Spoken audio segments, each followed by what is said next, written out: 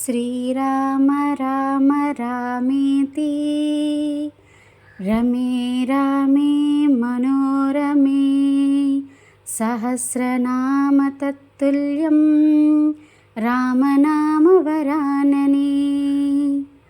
అందరికీ అయోధ్య బాలరాముని విగ్రహ ప్రతిష్ట శుభాకాంక్షలండి.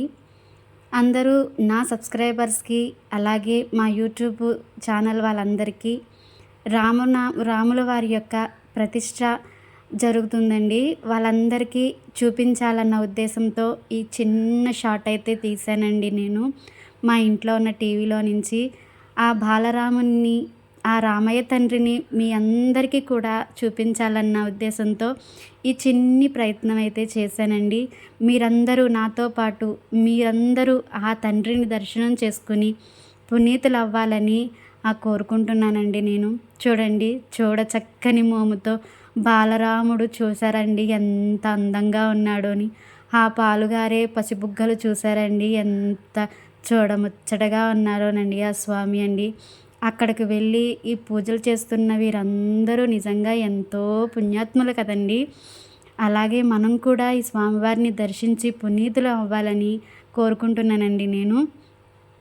నేనైతే ఈ యొక్క చిన్న ప్రయత్నం చేశానండి. మీరందరూ కూడా మన స్వామివారిని దర్శనం చేసుకోండి.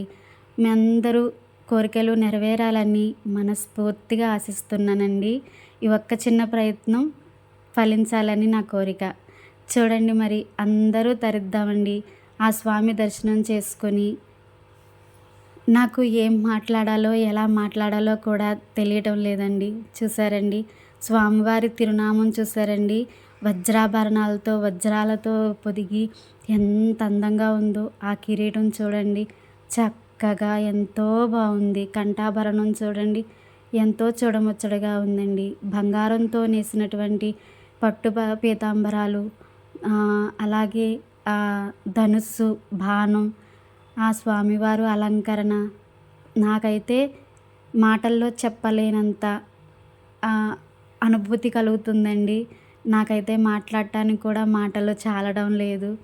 నిజంగా మన జన్మ ధరించిందండి. కొన్ని సంవత్సరాల నుండి మన పోరాటం ఇన్నాళ్ళకి నెరవేరిందండి. చూసారండి, మా వారైతే స్వామివారికి మొదటి హారతి కూడా మేమే ఇచ్చేసామండి. మనం ఎలాగా అక్కడికి వెళ్ళి ఇవ్వలేము. అలాగని మనం కనిపిస్తున్నారు కదండి, మనకి ఎంతో దగ్గరగా చూస్తున్నాము. మనం అక్కడికి వెళ్ళినా కూడా ఇంత దగ్గరగా చూడవేమోనండి. అందుకే హారతి ఇచ్చే అవకాశం కూడా మనకు దొరకదేమోనండి. కానీ మాకు టీవీలోనే ఆ హారతి ఇచ్చేసే అవకాశం అయితే స్వామివారు మాకు ఇచ్చేసారండి. అందరికీ జై శ్రీరామ్.